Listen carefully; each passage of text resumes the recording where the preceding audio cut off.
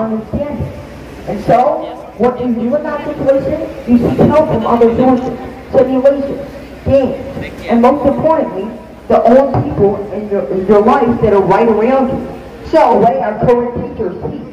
Not like we can manipulate their psychology or control their minds. All we can do is try to seek help from other sources. There are so many people out there who think the same way. Mathematics and science teaching isn't helpful for me anymore. And so, they have their own systems of support. They go to the people in their lives who have masters or PhDs in math. Because they tend to be able to explain these concepts a lot better than someone who's uninspired and just doing it for a paycheck. Someone who actually has the passion to go through and not only finish their degree, but also explain it to somebody and keep making new and continual discoveries, that's the person who has enough passion to teach you correctly. But your average high school teacher who got a bachelor's degree 20 years ago and is only doing it so they can pay their rent, they're not going to be inspiring enough for you. All they care about is making sure everyone passes, not making sure everyone understands. So, one thing I would like to encourage you all to do is to seek help from outside. Because no matter how many teachers you listen to or how many books you read on the subject, sometimes it's just not going to penetrate your mind. Sometimes you just can't understand it. And so, what you do in that situation, you seek help from other sources, simulations, games, and most importantly, the old people in your life that are right around you. So, ask yourself, do you have any experts in math in your life? And no, your teachers don't count. Do you have somebody who's actually cooked? But if you don't, I want you to leave this room by doing one action. I want you to leave this, not room, this amphitheater, and go home, and if you have a little sibling, or if you're an adult, if you have a child, or even two children, then you have to ask them, what are your math and science teachers like?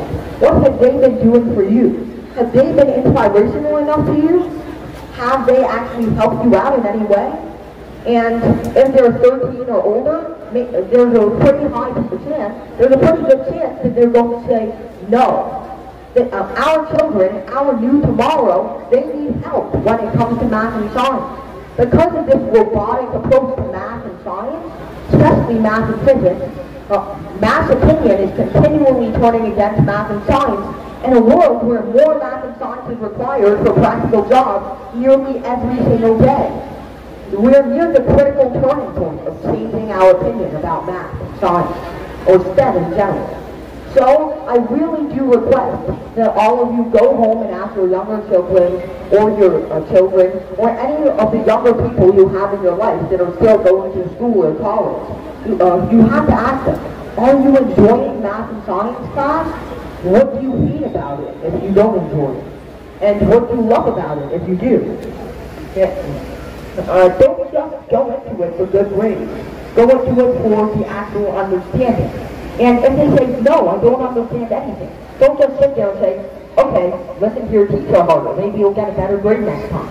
Instead, you have to actively help them. Either understand the concept yourself, or look for people who can help them yourself. Reach out to other people, or just find videos online if you don't have the money or you don't have the time to reach out to other people. So, there are so many resources out there that you can use to help yourself, or potentially the younger ones in your life, learn math and physics and science. So many people are becoming super attached to other subjects, and not math and science, which is very harmful nowadays, because math and science is about to become one of the most important